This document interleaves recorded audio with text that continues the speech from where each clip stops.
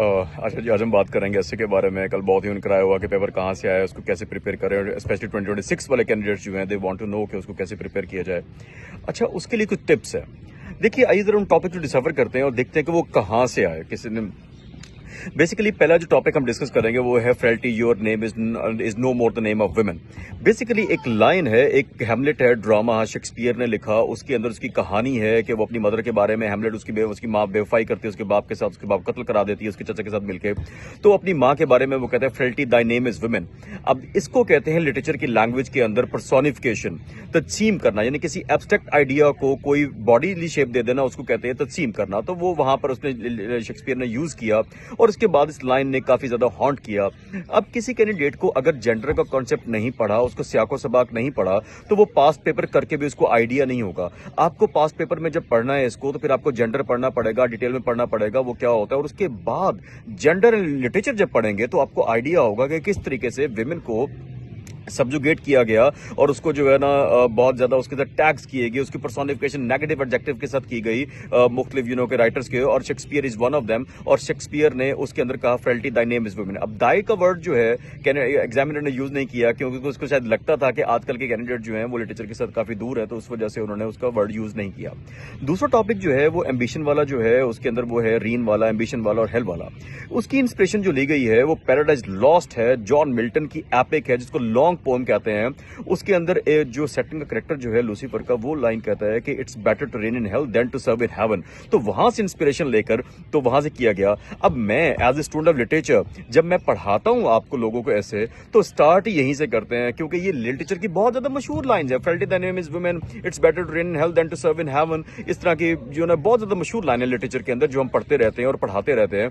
तो उस लेक्चर का जो हमारा सेशन का स्टार्ट ही कहां से हुआ, जो हमारा जो पहला टेस्ट था जीवन का, यहीं से स्टार्ट हुआ। It's better to reign in hell than to serve in heaven बताया गया कि उसके अंदर क्या आता है एम्बिशन के बारे में और नेगेटिविटी के बारे में। देन आते हैं जी हम एक और टॉपिक की तरफ, डायनेस्टिक पॉलिटिक्स की तरफ। देखिए, जमहूरियत का टॉपिक जो है वो ऐसा टॉपिक है कि जो मैं समझता हूं कि आपको स्टार्ट ही वहां से लेना चाहिए। एसए के बारे में आपको जमहूरियत के बारे में पढ़ेंगे, जैसे मैं पढ़ाता हूं, तो जब जमहूरियत पढ़ेंगे तो पहली चीज क्या आएगी उसके अंदर, जब आपने उसको कॉन्सेप्ट पढ़ लिया, तो डायनेस्टिक पॉलिटिक्स। अब वो पाकिस्तान के हवाले से नहीं था, वो जनरली था। उसके अंदर पाकिस्तान की फैमिलीज भी आ जाएंगी, देन ट्रूडो फैमिली है, देन क्लिंटन फैमिलीज हैं, कैनेडी फैमिली है, ब्राजील के अंदर भी है, उसके अंदर आपको जो है ना वहां पर मिलेंगी, इंडिया के अंदर गांधी फैमिली मिलेगी, एंड देन आपको जो नसीना वाजिद वाली फैमिली जो है ना बांग्लादेश के अंदर भी मिलेगी। तो इसके अंदर तो देन था हमारे पास एक और topic, brains like hearts go wherever they are appreciated. अब ये भी पास्ट पेपर से आया हुआ।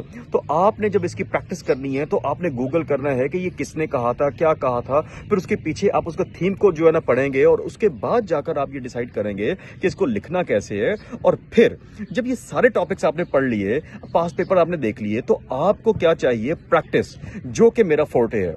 मैं आपको हमेशा ये कहता हूं कि देखिए, यहां पर जो है ये 3-4 टॉपिक्स जो है वो आ गए हम पेपर के अंदर, जो मैंने प्रैक्टिस करवाए हुए थे मुख्तलिफ लिटरेचर की किताबों से या पास पेपर से। हमने बहुत ज्यादा एसेस प्रैक्टिस किए, दर्जनों किए, 50-60 एसेस किए, तो उसमें से 3-4 आए। और ये भी लाजमी नहीं है कि जिन कैंडिडेट्स ने ये प्रैक्टिस की उन्होंने ये पेपर किए भी हों। बताने का मकसद ये है कि जब आप प्रैक्टिस करते हैं तो आपको लिखना आता है, then you can write on any of the topics. तो आप जब लिखना सीखिए, वो आपको कैसे आएगा, पहले तो रीडिंग राइट कीजिए, सही पढ़ना सीखिए। याद रखिएगा, एसए का एग्जामिनर जो है उसका बैकग्राउंड जो होगा वो लिटरेचर का होगा, तो आपको थोड़ा सा शगफ, मैं ये नहीं कहता किताबें पढ़ना शुरू कर दें। अब बेसिक आइडिया ऑफ लिटरेचर आपको होना चाहिए कि उसका क्लासिक एरा कौन सा था, रोमांटिक एरा कौन सा है, मॉडर्न एरा के फेमस जो है लाइन्स कैसी हैं, ऑस्कर वाइल्ड लाइन्स कैसी हैं, और जो है ना जो आपके पास जो है उसके बाद जॉफ्री चौसर की जो बड़ी मशहूर लाइनें हैं, if gold rusted what should iron do, वो भी हमने प्रैक्टिस की हुई थी। तो इसी हवाले से एक और 2019-20 के अंदर एक टॉपिक आया था हमारे पास के, वो था I disapprove of what you say but I shall defend to death your right to say it. ये वॉल्टेयर की लाइन है। वॉल्टेयर एक फिलोसोफर था, एक पॉलिटिकल साइंटिस्ट था, जो कि फ्रेंच रेवोल्यूशन के अंदर था, उसने बड़ी कैंपेन की। तो जब तक आपको पता नहीं होगा कि उसका स्याको सबाक क्या था, ऐसे में जरूरी नहीं होता, लेकिन अगर आप पढ़ लेंगे तो आपको ये एडेड एडवांटेज हो जाएगा। तो अब आपको चाहिए कि आप जो फेमस लाइन्स हैं लिटरेचर की या पास्ट पेपर्स के अंदर, उनको पढ़ने के लिए पहले उनके थीम्स की बेसिक्स पढ़िए, उसके बाद ये कीजिए। और याद रखिएगा, ये आपका सिर्फ 20% काम हुआ। तो रीड राइट करने के लिए आपने रीड राइट तो कर लिया, अब आ गया आपको राइट करने का काम।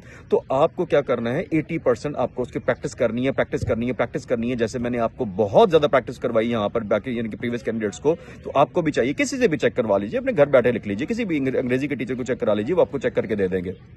تو ایک جو ہے نا آخری اس کا ٹیک اوے یہ ہے کہ read right to right right. Thank you very much. اللہ حافظ. السلام علیکم.